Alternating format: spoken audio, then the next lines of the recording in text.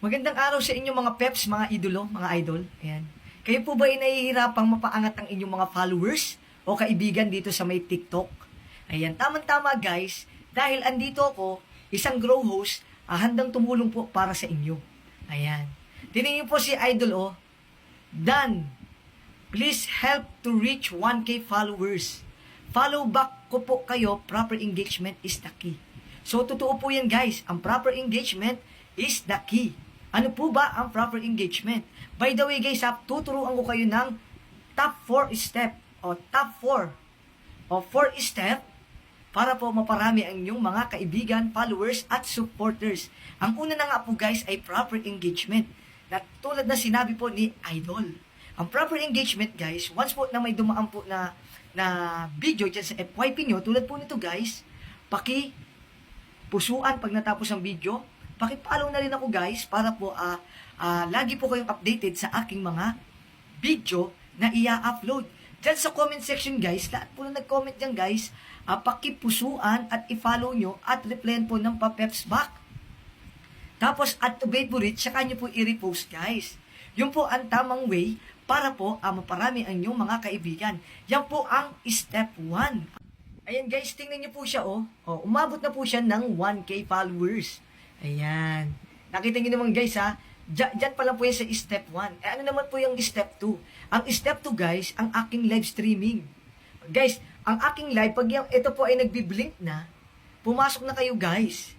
Kasi guys, dun sa aking live stream, marami kayong makukuha dong kaibigan, followers at supporters. Bakit po? Sa papaanong paraan? Kasi live, lahat po ng pumupunta sa akin live ay naka-online, pwedeng makipag-engage po sa inyo lahat. Basta sundin lamang po ang aking sinasabing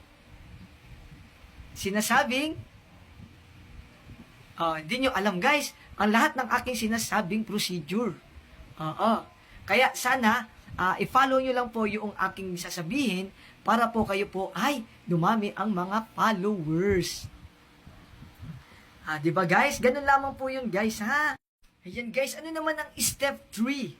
Guys, napakadali lang ng step 3. Ang step 3 guys ay pagiging masipag at matyaga. Bakit ko nasabi guys? Kasi guys, dapat maging masipag kayo sa pagkakaibigan doon sa aking live streaming. Kapag meron ako sinabi doon na kaibiganin lahat, kaibiganin nyo na lahat. Kasi kakaibiganin nila kayo pabalik. Kayo po ang makipag-unahan na kaibiganin sila. Huwag po kayong nag-aantayan kasi kapag nag-antayan kayo guys, maski matapos ang akin live, hindi nyo po maipa-follow ang isa't isa.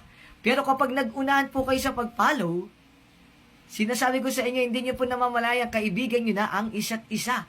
Kaya ganun po ang gawin nyo guys. Salamat po sa inyo guys. Sundin lamang po ang aking sinasabi guys. Yan, ano naman ang step 4 guys? Ito, sasabihin ko na yung pinaka-importante dito sa ating step. Okay? Guys, ito naman yung, nakikita nyo guys to, kung gusto nyo po ng ganyan na followers, makaabot kayo ng ganyan guys, sundin nyo po itong last step na ituturo ko sa inyo. Consistency. Okay? Ano po ba ang consistency? Kailangan consistent kayo sa paggawa ng content nyo dito kay TikTok. Tulad ng ginagawa ko ngayon, gumagawa ako ng content.